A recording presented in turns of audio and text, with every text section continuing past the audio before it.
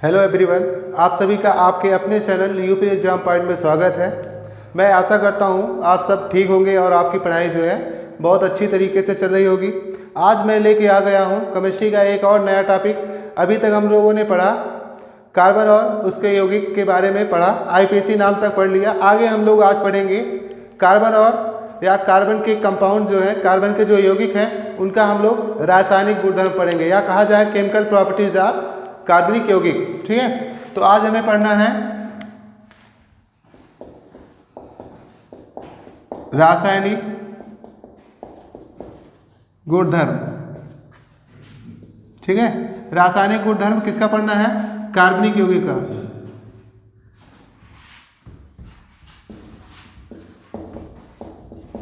कार्बनिक यौगिक का।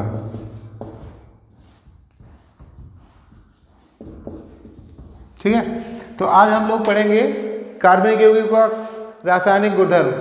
तो आप लोग पहला नंबर जानते हो, जितने भी ऑर्गेनिक कंपाउंड होते हैं या जितने भी कार्बनिक कंपाउंड होते हैं, सब लोग जो है ऑक्सीजन की उपस्थिति में क्या होते हैं? जलते हैं। ठीक है, ऑक्सीजन की उपस्थिति में क्या होता है? जलते हैं। या कहा जाए जितने भी ऑर्गेनिक कंपाउंड होते हैं जब जलते हैं तो क्या होता है? दहन का मतलब पहला हम लोग पढ़ेंगे कार्बन और कार्बन के यौगिकों का जो रासायनिक गुणधर्म है, उसमें पहला पॉइंट आया गया आपका दहन। क्योंकि सारे कंपाउंडों को जो है, ऑर्गेनिक कंपाउंडों को जब जलाया जाता है तो जलाने पे जो है क्या मिलता है हम आपको बताते हैं। क्योंकि जो है सारे कंपाउंड जो हैं ऑक्सीजन की उपस्थिति में क्या होते हैं? जलते हैं, तो उसमें से मुक्त ऊष्मा निकलती है। अगर आप उदाहरण जानना चाहते हो तो उदाहरण देख लो। अगर हम गीली लकड़ी को जलाएंगे या हरी भरी लकड़ी को जलाते हैं या दहन करते हैं ऑक्सीजन की उपस्थिति में, जब हम ऑक्सीजन की अधिक मात्रा में जलाएंगे तो क्या बनेगा आप लोग जान सकते हो। अगर आप हरी भरी लकड़ी को जलाओगे तो क्या होगा? उसमें से पानी निकलेगा, और पानी के साथ साथ क्या निकलता है? धुआं निकलता है। और जब धुआं निकलता है तो धुआं क्या होता है? CO2 होता है। और उसके साथ साथ क्या होता है? उसमें से हीट निकलती है, या कहा जाए ऊष्मा निकलती है। ठीक है, तो वैसे ही जब कोई भी ऑर्गेनिक कंपाउंड होगा, क्योंकि आप जानते हो जितने भी कार्बनिक कंपाउंड होते हैं सब लोग जलते हैं। जैसे हमारी शरीर है जब नष्ट होती है, जब हम लोग मर जाते हैं तो उसको क्या किया जाता है? जलाया जाता है। जब हम लोग जलाते हैं उसको तो हमारी बॉडी से क्या निकलता है? एक तो पहला नंबर धुआं निकलता है। ठीक है, और धुआं निकलता है, धुएं के साथ क्या निकलेगा? जल निकलेगा। ठीक है, और उसके साथ क्या निकलेगा? हीट निकलेगी। क्योंकि देखो ऑक्सीजन का जब आप पूर्ण दहन करोगे या किसी कार्बनिक यौगिक का ऑक्सीजन के साथ या ऑक्सीजन के अधिक मात्रा में, प्रचुर मात्रा में जब आप उसका पूर्ण दहन करोगे, पूर्ण दहन मतलब पूरी तरीके से जलाओगे, दहन मतलब पूरी तरीके से जलाना होता है। ठीक है, तो पूरी तरीके से जलाओगे तो क्या निकलेगा? तो यहाँ पे कार्बनिक यौगिक होगा। जब आप कार्बनिक यौगिक का पूर्ण दहन कराओगे, दहन किसके उपस्थिति में कराया जाता है? ऑक्सीजन की प्रचुर मात्रा की उपस्थिति में। ठीक है, ऑक्सीजन की प्रचुर मात्रा की उपस्थिति में जब आप कराओगे तो क्या होता है?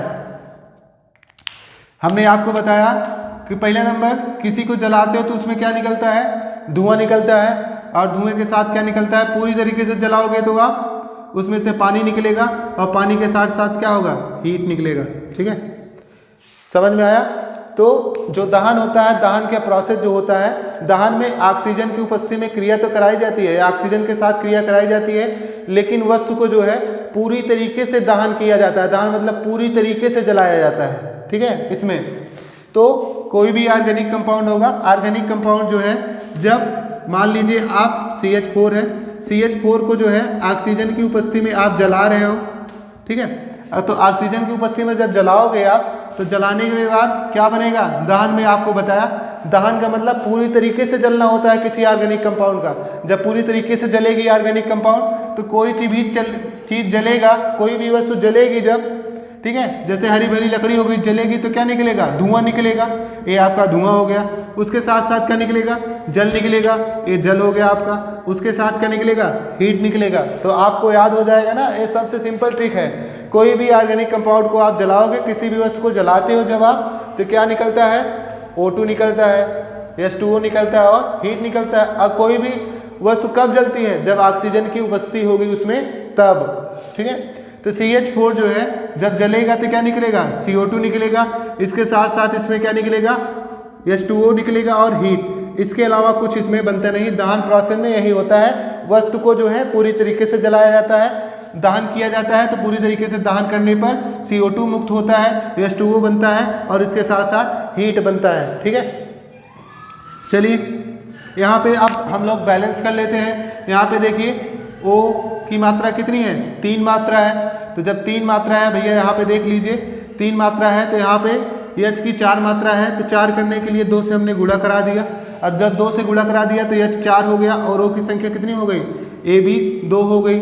ठीक है, 2 हो गई और यहाँ पे भी 2 हो गया, तो कुल मिला के 4। तो इसमें हम लोग किससे करा देंगे, 2O2 से करा देंगे। तो ये आपका दहन अपक्रिया हुआ।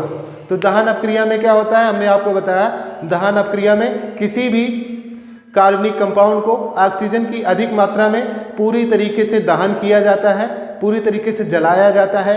ठीक है, तो पूरी तरीके से जब जलाया जाएगा तो उसमें से क्या मुक्त होता है, CO2 मुक्त होता है, H2O मुक्त होता है और उसमें से क्या निकलता है, हीट निकलता है। उदाहरण हमने आपको बताया, हरी भखरी लकड़ी को जलाओगे तो क्या होगा, धुआं निकलेगा, जल निकलेगा और उसके साथ साथ एनर्जी भी मुक्त होगी। ठीक है, चलिए रासायनिक गुणधर्म में कार्बनिक यौगिकों का अगला आता है आपका ऑक्सीकरण।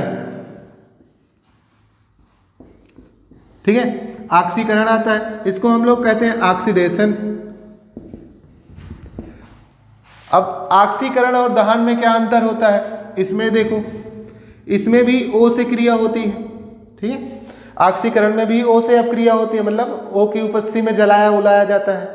लेकिन एक इसमें सिंपल सी बात है कि जो दहन अपक्रिया होती है उसमें कार्बनिक यौगिकों को पूरी तरीके से दहन किया जाता है, लेकिन ऑक्सीकरण में क्या होता है, ऐसा पूरी तरीके से नहीं होता है। इसमें जो है कम मात्रा होती है, मतलब पूरी तरीके से जलाया नहीं जाता। जब नहीं जलाया जाएगा तो इसमें कहने का मतलब, जब पूरी तरीके से जलाओगे नहीं तो CO2 और H2O के अलावा कार्बन दहन में CO2 और H2O ही निकलता है। तो अगर इसमें CO2 और H2O निकलता है पूर्ण दहन करने पर, जब आप पूरी तरीके से नहीं जलाओगे तो ऑर्गेनिक कंपाउंड बनेगा। CO2 और H2O बनने की कोई वजह ही नहीं है। ठीक है, आगे बढ़ते हैं।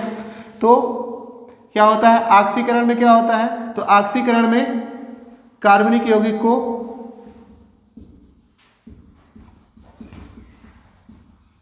ऑक्सीजन के साथ क्रिया कराई जाती है और उसके साथ साथ एक कार्बनिक कंपाउंड भी बनाया जाता है।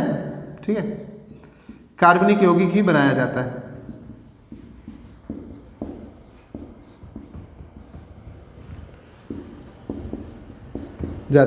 चलिए देखते हैं, उदाहरण देख लेते हैं।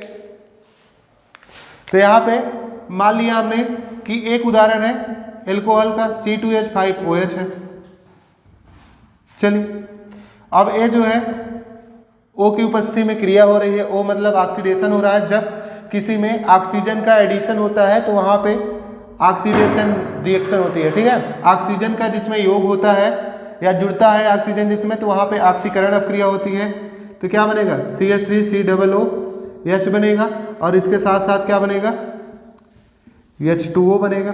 ठीक है, क्योंकि जब ऑक्सीजन की आप ऑक्सीजन को जोड़ोगे, यहाँ पे 2O2 को जोड़ो या 2O कहा जाए, ऑक्सीडेशन में जो है चाहे आप मोनो ऑक्सीजन से क्रिया करा लो चाहे O2 से करा लो। ठीक है, लेकिन जो है ऑक्सीकरण में एक ही बात होती है। ऑक्सीकरण का मतलब होता है जिसमें ऑक्सीजन का एडिशन पाया जाए और H को रिमूव किया जाता होगा, वहाँ पे क्या होता है, ऑक्सीडेशन होता है। तो यहाँ पे देखिए एक कार्बनिक यौगिकों का ऑक्सीकरण हम लोग कर रहे हैं। तो जब कार्बनिक यौगिकों का ऑक्सीकरण करेंगे, ऑक्सीजन के साथ क्रिया कराएंगे, तो एक कार्बनिक कंपाउंड बनता है और उसके साथ साथ जल या कोई अलग पदार्थ जो है उत्पन्न होगा। ठीक है, आपको आशा करते हैं समझ में आ गया होगा। आगे हम लोग बढ़ते हैं नए टॉपिक की ओर, या कहा जाए अगली अपक्रिया की ओर।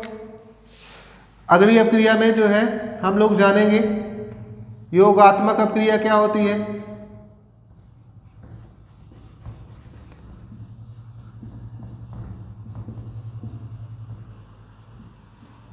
ठीक है, हम लोग क्या जानेंगे अगली अपक्रिया में, योगात्मक अपक्रिया।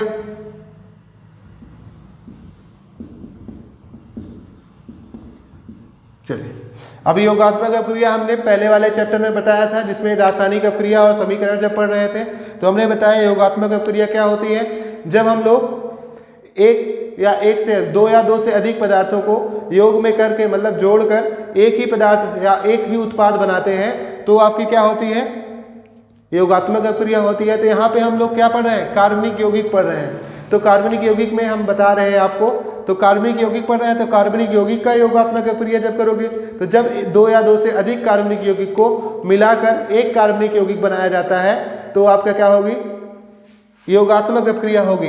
ठीक है, तो आप उदाहरण देख लो, जैसे आपका ये आपका क्या है, एल्कीन है। तो एल्कीन तो हमने बताया आपको योगात्मक अपक्रिया बताई। तो योगात्मक अपक्रिया में दो पदार्थ आपस में मिलेंगे और मिलने के बाद क्या बनाएंगे, एक ही नया पदार्थ बनाएंगे।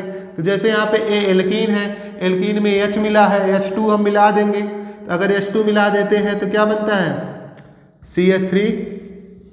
CH3 बन जाता है। तो ये आपकी एक प्रकार की क्या है, योगात्मक अपक्रिया है। तो योगात्मक अपक्रिया में क्या होता है आपका कि दो या दो से अधिक पदार्थ आपस में मिलकर एक नया पदार्थ बनाते हैं। तो यहाँ पे हम लोग कार्बनिक यौगिक पढ़ रहे थे, तो कार्बनिक यौगिक पढ़ेंगे तो दो या दो से अधिक कार्बनिक यौगिक जब आपस में मिलकर एक नए कार्बनिक यौगिक का निर्माण करते हैं तो आपका क्या कहलाएगा, योगात्मक अपक्रिया कहलाएगी। ठीक है, तो यहाँ पे देखिए एक इसका फार्मूला है, फार्मूला सबके जान लेते हैं। ये तो आप जाने जो है कार्बन डाइऑक्साइड है, ये जल है आपका। ठीक है, ये आपका क्या है, मेथेन है। हमने आपको बताया कार्बनिक यौगिक का दहन करने का मतलब है पूरी तरीके से जब जलाओगे आप तो CO2 मिलेगा, H2O मिलेगा और हीट मिलेगा। अगर आप पूरी तरीके से नहीं जलाते हो तो कार्बनिक यौगिक को पूरी तरीके से नहीं जलाओगे तो एक कार्बनिक यौगिक भी बनेगा। ठीक है, तो फिर बताया योगात्मक अपक्रिया बता दी। तो योगात्मक अपक्रिया में बताया कि जब दो ऑर्गेनिक कंपाउंड, दो कार्बनिक यौगिक आपस में मिलेंगे, एक नया कार्बनिक यौगिक बनाएंगे तो आपका क्या होगा, योगात्मक अपक्रिया होगी। ठीक है, तो यहाँ पे देखिए, तो IUPAC नाम तो आप जानते हो लिखना। इसमें कितने कार्बन है, दो के लिए क्या लगता है, एथ लगता है। और सिंगल बांड से या चारों बांड पूरे हैं तो इसलिए एन लगेगा, तो ये एथेन हो गया आपका। यहाँ पे देखिए दो कार्बन है तो दो के लिए एथ लगता है, डबल बांड लगा है तो क्या हो जाएगा आपका, एथीन हो जाएगा। ठीक है, यहाँ पे इस पर चलती बढ़ चलते हैं।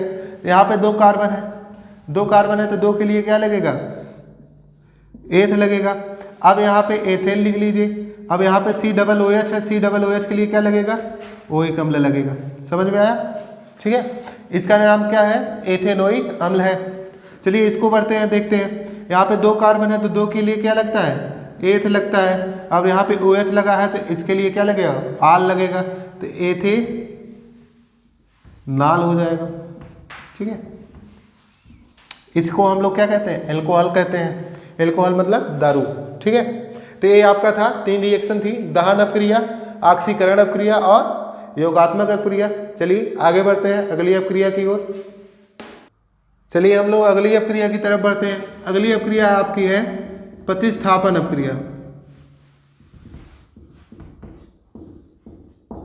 प्रतिस्थापन अपक्रिया, प्रतिस्थापन अपक्रिया को हम लोग द्विविस्थापन अपक्रिया कहते हैं। कौन सी अपक्रिया, द्विविस्थापन अपक्रिया। हमने पहले चैप्टर में पढ़ा है, आपका रासायनिक अपक्रिया और समीकरण वाले चैप्टर में पढ़ा है द्विविस्थापन अपक्रिया या डुअल डिस्प्लेसमेंट रिएक्शन। तो डुअल डिस्प्लेसमेंट रिएक्शन को हम लोग क्या कहते हैं, रासायनिक या कहा जाए सब्स्टिट्यूशन रिएक्शन। तो यहाँ पे प्रतिस्थापन अपक्रिया को हम लोग द्विविस्थापन अपक्रिया के नाम से भी जानते हैं। तो द्विविस्थापन अपक्रिया में क्या होगा, विस्थापन अपक्रिया में या प्रतिस्थापन अपक्रिया में क्या होता है, दो पदार्थ आपस में या दो कार्बनिक यौगिक आपस में मिलकर दो नए कार्बनिक यौगिक बनाते हैं। तो ऐसी अपक्रिया आपकी क्या कहलाती है, प्रतिस्थापन अपक्रिया कहलाती है। क्या कहा गया, दो कार्बनिक यौगिक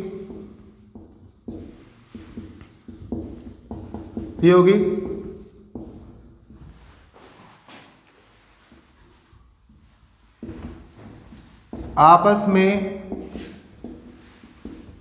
मिलकर दो नए कार्बनिक यौगिक बनाते हैं।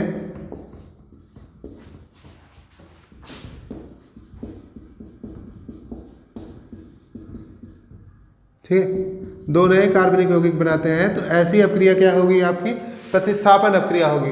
तो हम लोग कार्बनिक यौगिक पढ़ रहे हैं तो कार्बनिक यौगिक का ही उदाहरण लेना है, किसी और का नहीं लेना, अकार्बनिक वाले का नहीं लेना। तो कार्बनिक यौगिक क्या होते हैं हमने आपको बताया है। ठीक है, अगर नहीं पता तो आप इसके पहले वाली वीडियो में जाके आप देख सकते हो इसके शुरुआती पार्ट में, ठीक है। तो यहाँ पे कार्बनिक यौगिक में हमने लिया एक उदाहरण CH3COOH का। किसका लिया? CH3COOH का।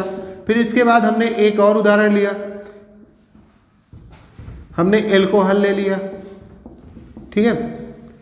ये आपका दो हमने यौगिक लिया। अब क्यों लिया है ये बात आप जान लो, क्योंकि आप जानते हो दुनिया में सबसे ज़्यादा चीज़ें जो है बिकने वाली या सबसे ज़्यादा टैक्स वाली दो ये चीज़ है। एक तो पहला नंबर दारू होती है जिसको हम लोग शराब कहते हैं या एल्कोहल कहते हैं, और दूसरा जो है खाने में क्या यूज में लाते हो, सिरका होता है, ठीक है ना। ये आपका एस्टिक एसिड है जिसको हम लोग सिरका कहते हैं, और ये आपका क्या है, एल्कोहल है जिसको हम लोग दारू कहते हैं, दारू जो पीने में के यूज में आई जाती है। तो जब आप सिरके और दारू को मिलाते हो तो उसमें पहला नंबर तो पानी मिलता है, बनता है, ठीक है। यहाँ से देखिए तोड़ दीजिए दो, और उसके साथ साथ क्या बनता है, CH3COOC2H5, ये इतना बनता है। तो यहाँ पे देखिए ये आपका एस्टर है, क्या है, एस्टर है। तो द्विविस्थापन अपक्रिया में क्या हुआ है, कोई नया पदार्थ नहीं बना है, केवल आयनों का ट्रांजिशन हुआ है, आयनों का जो है स्थानांतरण हुआ है। आयनों का स्थानांतरण होकर दो नए उत्पाद भी बने हैं। तो हमने कहा था दो कार्बनिक यौगिक आपस में मिलकर दो नए कार्बनिक यौगिक बनाते हैं, तो एक कार्बनिक यौगिक है आपके, दो नए बने हैं, ठीक है। तो यहाँ पे देखिए जब कभी भी एस्टर बनता है, किसी भी रासायनिक अपक्रिया में एस्टर बनेगा तो जो जिसमें बनता है उसका नाम वही पड़ जाता है। तो जैसे यहाँ पे एस्टर बन रहा है तो इस अपक्रिया को हम लोग कहते हैं 10 में बहुत ज़्यादा पूछे जाने वाली अपक्रिया कहलाती है, जिसका नाम होता है एस्टरीकरण,